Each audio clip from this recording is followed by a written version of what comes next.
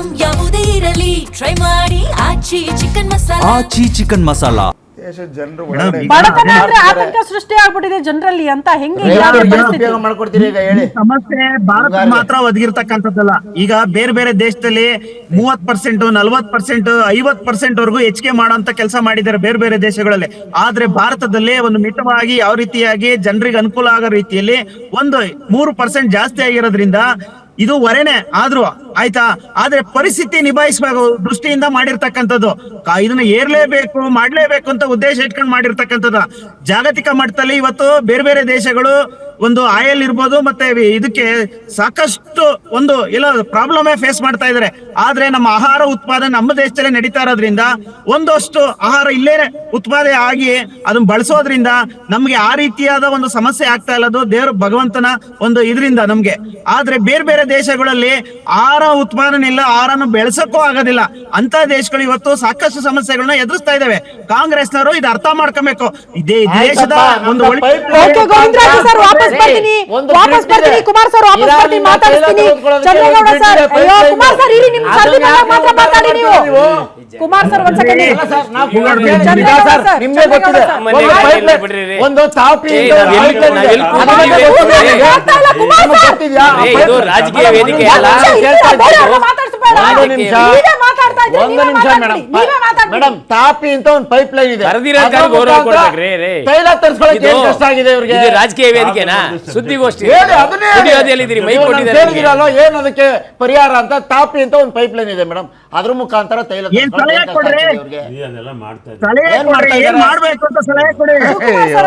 Shivakumar sir ಈಗ ಪಕ್ಷ ಪಕ್ಕಕ್ಕಿಡೋಣ, ಇವೆಲ್ಲ ಆರೋಪ ಪ್ರತ್ಯಾರೋಪಗಳು. ಈಗ ಅವ್ರು ಹೇಳ್ತಾ ಇರುವಂತ ಆಪ್ಷನ್ಗಳು ಇಂಪ್ಲಿಮೆಂಟ್ ಆಗ್ತಾ ಇದೆಯಾ ನಮ್ಮಲ್ಲಿ ಹೆಂಗೆ ಅಂತ ಇರುವ ಆಪ್ಷನ್ಗಳನ್ನ ಆಗ್ತಿದೆ. ವೈಜಾಗ್ ಅಲ್ಲಿ ಹೈಯೆಸ್ಟ್ ಸ್ಟೋರೇಜ್ ಆಫ್ ಆಯಿಲ್ ಇದೆ ಆಯ್ತಾ.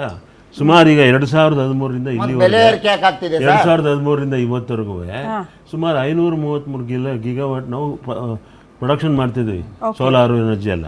ಈಗ ನೋಡಿ ನಮ್ದೇ ಕರ್ನಾಟಕದಲ್ಲಿ ಸರ್ಪ್ಲಸ್ ಪವರ್ ಇದೆ, ಆದ್ರೂ ನಾವು ಸರಿಯಾಗಿ ಡಿಸ್ಟ್ರಿಬ್ಯೂಟ್ ಮಾಡೋಕ್ಕಾಗ್ತಿಲ್ಲ. ಯಾರನ್ನ ಬ್ಲೇಮ್ ಮಾಡ್ಬೇಕು?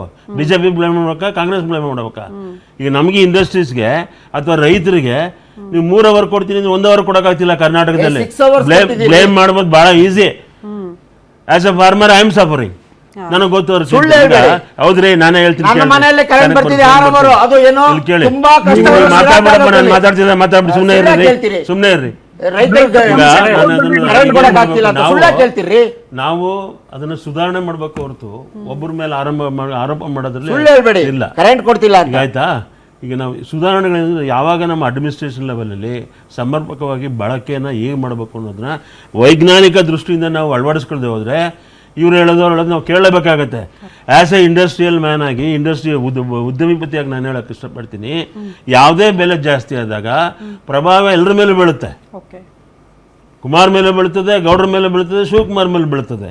ಒಂದು ಈಗ ಬೆಳಗ್ಗೆ ನೀವು ನಿಮ್ಮ ಗಾಡಿಗಳಿಗೆ ಡೀಸೆಲ್ ಹಾಕ್ಬೇಕಾದ್ರೆ ನಾವು 3% ಜಾಸ್ತಿನೇ ಕೊಡ್ಬೇಕು ಆಯ್ತಾ. ಬೆಲೆ ಏರ್ಕಾದ್ರೆ ನಿಮ್ಗೆಲ್ಲ ಗೊತ್ತಿದೆ ನೋಡಿ, ಇಡೀ ಪ್ರಪಂಚಕ್ಕೆ ಗೊತ್ತಿದೆ. ನೀವು ಸ್ಟೋರೇಜ್ ಎಷ್ಟು ಮಾಡಬೇಕು, ಹೈಯೆಸ್ಟ್ ಸ್ಟೋರೇಜ್ ನಮ್ಮಲ್ಲಿ 6 months ಫ್ಯೂಯಲ್ ಇದೆ. ಈಗ ನೀವು ಜಾಸ್ತಿ ಮಾಡಿ 3 ತಿಂಗಳಿಂದ ನಾವು ಪ್ರತಿದಿನ 1 ಲಕ್ಷ ರೂಪಾಯಿ ಖರ್ಚು ಮಾಡ್ತಿದ್ದಾರೆ ಅಂತ ಅಂಕಿ ಅಂಶಗಳು ಗೊತ್ತಾಗುತ್ತೆ. ಈಗ ನ್ಯಾಚುರಲಿ ಅದನ್ನ ಜಾಸ್ತಿ ಮಾಡ್ಬೇಕಾಗತ್ತೆ. ಜಾಸ್ತಿ ಮಾಡಿದವ್ರು ಏನೋ ತಿರ್ಗಾ ನಾವೇ ಅದನ್ನ ಕಟ್ಬೇಕು, ಇವರಲ್ಲ ನಾವೇ ಕಟ್ಬೇಕಾಗಿರೋದು. ತೆರಿಗೆ ಯಾವ ಪಾವತಿ ಮಾಡ್ತೀವೋ ನಾವೇ ಕಟ್ಬೇಕು. ಇದು 3 ರೂಪಾಯಿ ಜಾಸ್ತಿ ಆಗಿರೋದನ್ನ ಒಂದೇ ಸಲ 10 ರೂಪಾಯಿ ಮಾಡಿದಾಗ ಯಾರು ಫೇಸ್ ಮಾಡ್ತೀವಿ? ನಾವೇ ಫೇಸ್ ಮಾಡ್ತೀವಿ. ಹಾಗಾಗಿ ಸಮಾಧಾನವಾಗಿ ನಾವು ಅವಲೋಕಿಸಿ ನಾವು ಹೇಗೆ ಅಳವಡಿಸ್ಕೋಬೇಕು ಅನ್ನೋದು ಇಷ್ಟ ಮಾಡ್ತೀವಿ ಹೊರತು ನಾವು ಬ್ಲೇಮ್ ಮಾಡೋಕ್ಕಾಗಲ್ಲ. ಈಗ entire world is suffering, it is not India or Brazil or somewhere. ಈಗ ಪೆಟ್ರೋಲಿಯಂ ಪ್ರಾಡಕ್ಟ್ನ ಅಮೆರಿಕ ಉತ್ಪಾದನೆ ಮಾಡ್ತದೆ. They themself is paying 33% is more because importing tax ಹಾಕಿದ್ರು. ಈಗ ನೀವು ಅಮೆರಿಕದಲ್ಲಿ ರೈಸ್ಗೆ ಏನು ಕೊಡ್ತೀವಿ ಮೊದಲು, ಅದಕ್ಕೆ 33% ರೈಸ್ ಕೊಡ್ಬೇಕು. ಅಲ್ಲಿ ಇಂಡಿಯಾದವರು ಇದ್ದಾರೆ, ಅಮೆರಿಕದವರು, ಎಲ್ಲ ದೇಶದವರು ಇರ್ತಾನೆ. ಅದೇ ಥರ you take very well developed Germany, they are also facing problem. You take west Europe, Italy ಇರ್ಬೋದು, ಪೋರ್ಚುಗಲ್ ಇರ್ಬೋದು, ಎಲ್ಲರೂ ಹಂಗೆ ಕಂಪೇರ್ ಮಾಡಿದ್ರೆ ನಾವು ಬೇರೆ ನಮ್ಮ ಬೆಂದು ನಾವು ತಡ್ಕೋಬೇಕು ಅಂತ ಹೇಳ್ತೀವಲ್ಲ, ಆ ಥರ ನಮ್ಮಲ್ಲಿ ಸಮಸ್ಯೆಗಳು ಈಗ 3% ಜಾಸ್ತಿ ಆಗಿದೆ, ಬೇರೆ ಕಡೆ 30%, 50% ಜಾಸ್ತಿ ಆಗಿದೆ.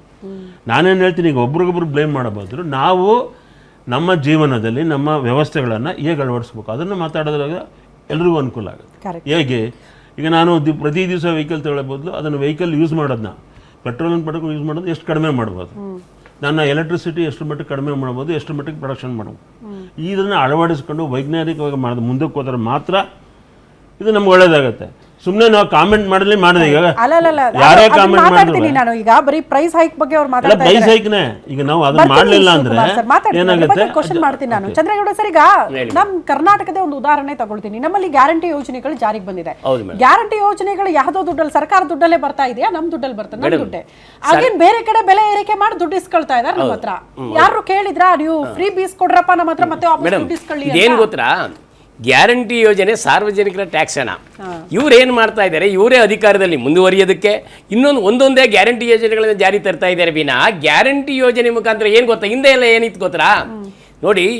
ಹಿಂದೆಯೂ ಕೂಡ ಸುಮಾರು ವರ್ಷಗಳ ಕಾಲ ದೇಶವನ್ನು ಆಳಿದ್ದಾರೆ. ಹಿಂದೆ ಏನಿತ್ತು, ಕೈಗಾರಿಕೆಗಳನ್ನು ಸ್ಥಾಪನೆ ಮಾಡೋದ್ರ ಮುಖಾಂತರ ನಿರುದ್ಯೋಗಸ್ಥರಿಗೆ ಉದ್ಯೋಗವನ್ನು ಕೊಡ್ತಕ್ಕಂಥ ರಾಜ್ಯ ಸರ್ಕಾರ ಇರ್ಬೋದು ಅಥವಾ ಕೇಂದ್ರ ಸರ್ಕಾರ ಇರ್ಬೋದು, ವ್ಯವಸ್ಥೆಯನ್ನೇ ಸಾರ್ವಜನಿಕರ ಟ್ಯಾಕ್ಸ್ ಹಣದಲ್ಲಿ ವ್ಯವಸ್ಥೆಯನ್ನೇ ವಾಮಮಾರ್ಗವನ್ನು ಅನುಸರಿಸೋದ್ರ ಮುಖಾಂತರ ಅಧಿಕಾರಕ್ಕೆ ಬರೋದನ್ನೇ ನೋಡ್ತಾ ಇದ್ದಾರೆ ವಿನ ಜನಸಾಮಾನ್ಯರ ಬದುಕಿನ ಸ್ಥಿತಿಗತಿಗಳ ಬಗ್ಗೆ ಯಾವುದೇ ಇವತ್ತು ಆಡಳಿತದಲ್ಲಿರ್ತಕ್ಕಂಥ ಸರ್ಕಾರಗಳಿರ್ಬೋದು, ಅಪೋಸಿಷನ್ ಪಾರ್ಟಿಗಳಿರ್ಬೋದು, ಯಾರೂ ಕೂಡ ಜನಸಾಮಾನ್ಯರ ಬಗ್ಗೆ ಯೋಚನೆ ಮಾಡ್ತಕ್ಕಂಥ ಸಾಮಾನ್ಯ ಜ್ಞಾನ ಅನ್ನೋದೇ ಇವಾಗ ಹೊರಟೋಗಿದೆ, ನಶಿಸಿ ಹೋಗ್ತಾ ಇದೆ. ಅಂದರೆ ಮಾನವೀಯ ಮೌಲ್ಯಗಳು ನಶಿಸಿ ಹೋಗ್ತಾ ಇದೆ. ಇವಾಗೇನು ಅವರವರದೇ ಅಧಿಕಾರಕ್ಕೋಸ್ಕರವಾಗಿ ಜನರನ್ನು ದಿಕ್ಕು ತಪ್ಪಿಸ್ತಕ್ಕಂಥ ಒಂದು ಕೆಲಸವನ್ನು ಇವತ್ತು ಸರ್ಕಾರಗಳು ಮಾಡ್ತಾ ಇದ್ದಾವೆ.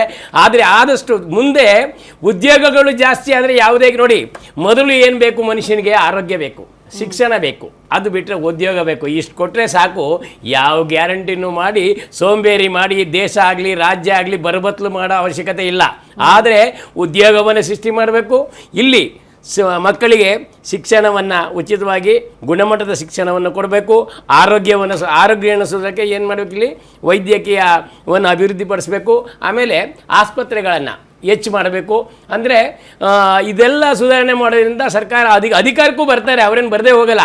ನೀವು ಗ್ಯಾರಂಟಿ ಯೋಜನೆಯನ್ನು ಹೆಚ್ಚು ಮಾಡೋದ್ರ ಮುಖಾಂತರ ಉದ್ಯೋಗ ಕೊಡೋದಕ್ಕೆ ಕೈಗಾರಿಕೆಗಳನ್ನು ಸ್ಥಾಪನೆ ಮಾಡಬೇಕು. ಈಗ ಟ್ರೆಂಡ್ ಚೇಂಜ್ ಆಗಿದೆ, IT-BT ಸಂಸ್ಥೆಗಳನ್ನು ಸ್ಥಾಪನೆ ಮಾಡಬೇಕು. ಅಲ್ಲಿ ಬಂದಂಥ ತೆರಿಗೆ ಹಣವನ್ನು ನಿರುದ್ಯೋಗಸ್ಥನಿಗೆ ಒಂದು ಯೋಜನೆಯನ್ನು, ಕೆಲಸವನ್ನು ಕಳ್ಕೊಂಡಂಥ ಒಬ್ಬ ನಿರುದ್ಯೋಗಸ್ಥನಿಗೆ ಆ ಒಂದು ಗ್ಯಾಪ್ ಪೀರಿಯಡಲ್ಲಿ ಮತ್ತೆ ಅವನಿನ್ನೆಲ್ಲರೂ ಕೆಲಸಕ್ಕೆ ಹೋಗಬೇಕಾದ್ರೆ ಅವನಿಗೆ ಒಂದು ಯೋಜನೆಯನ್ನು ಆರಂಭಿಸಬೇಕು. ಅವನಿಗೆ ಕೆಲಸ ಕಳ್ಕೊಂಡ ವೇತನವನ್ನು ಕೊಡ್ತಕ್ಕಂಥ ಯೋಜನೆಗಳನ್ನು ಜಾರಿಗೆ ತರಬೇಕು. ಇದು ದೇಶದಲ್ಲಿ ಸಮಾಜವನ್ನು ಸುಧಾರಣೆ ಮಾಡ್ತಕ್ಕಂಥ ವ್ಯವಸ್ಥಿತವಾದ ರೀತಿ ಅಂತ ನಾನು ಹೇಳೋದಕ್ಕೆ ಇಷ್ಟಪಡ್ತೀನಿ. ಓಕೆ, ಇದ್ರ ಬಗ್ಗೆ ಚರ್ಚೆಯನ್ನು ಮುಂದುವರಿಸೋಣ. ಈಗ ಪ್ರಧಾನಿ ನರೇಂದ್ರ ಮೋದಿ ಅವರು ಹೇಳಿದ ತಕ್ಷಣ ಅವ್ರದೇ ಕೈಯಲ್ಲಿದೆ, ಬೇರೆ ಆಪ್ಷನ್ಗಳಿತ್ತು, ಅದನ್ನ ಇಂಪ್ಲಿಮೆಂಟ್ ಮಾಡೋದು ಬಿಟ್ಟು ಜನರ ಮೇಲೆ ಹೊರೆ ಯಾಕೆ ಅಂತ ಅಲ್ಲ, ವಾಸ್ತವ ಪರಿಸ್ಥಿತಿಯನ್ನು ಅರ್ಥ ಮಾಡ್ಕೊಳ್ಬೇಕು. ಇಡೀ ವಿಶ್ವದಾದ್ಯಂತ ಹಲವು ರಾಷ್ಟ್ರಗಳು ಇದನ್ನ ಆಲ್ರೆಡಿ ಸಮಸ್ಯೆಯನ್ನ ಫೇಸ್ ಮಾಡ್ತಾ ಇರೋದ್ರಿಂದ ನಾವು ಅಲರ್ಟ್ ಆಗಬೇಕು ಅನ್ನುವಂತಹ ಸೂಚನೆ.